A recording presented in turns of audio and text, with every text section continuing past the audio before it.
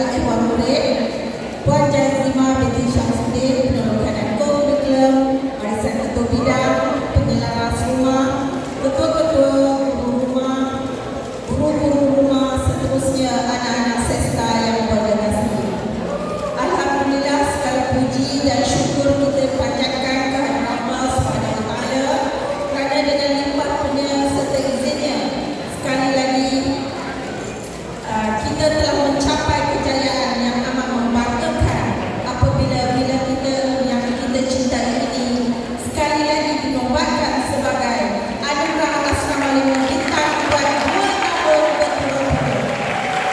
Kejayaan yang amat membanggakan ini bukanlah satu kebetulan, tetapi merupakan satu pengiktirafan yang tinggi terhadap kecekapan pengurusan, kualiti persekitaran, kebajikan penghuni serta kecemerlangan sasiah anak-anak sesta.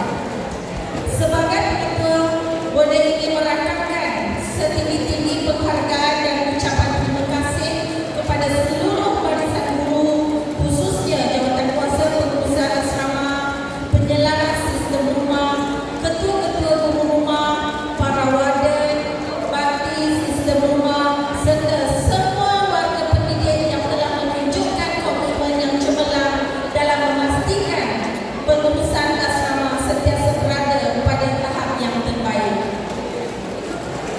Dedikasi khas yang tidak terhingga-hingga ditujukan kepada anak-anak Bonda yang telah menunjukkan tahap disiplin yang sangat tinggi, sikap bertanggungjawab serta keupayaan menyesuaikan diri dengan peraturan dan budaya hidup di asrama.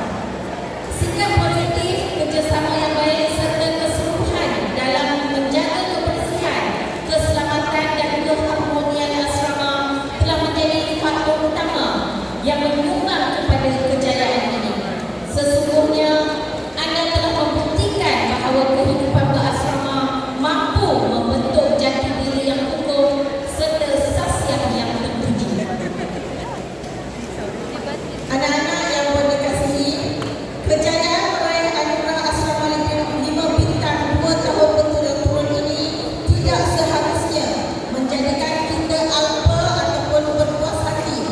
Sebaliknya, keadaan ini hendaklah dijadikan sebagai pemakin untuk terus mengekalkan kecemerlangan, mempertumbuhkan amalan terbaik serta sentiasa bersedia melakukan penambahbaikan dari semasa ke semasa selaras dengan 10 rukun asrama yang telah kita ikrarkan pada setiap hari Khamis. Budaya kerja berkualiti dan semangat kecemerlangan perlu diteruskan agar kejayaan ini dapat dikekalkan pada masa hadapan. Akhir kata, syabas dan tahniah Bonda ucapkan kepada seluruh warga vila serta warga sekolah atas pencapaian yang amat membanggakan ini. Semoga kejayaan ini menjadi inspirasi dan motivasi untuk kita terus melahirkan generasi murid yang berdisiplin, berakhlak mulia dan cemerlang dalam semua aspek. Jadi pada malam ini buat julung-julung kalinya kita menyediakan House Cup Sesta 2023.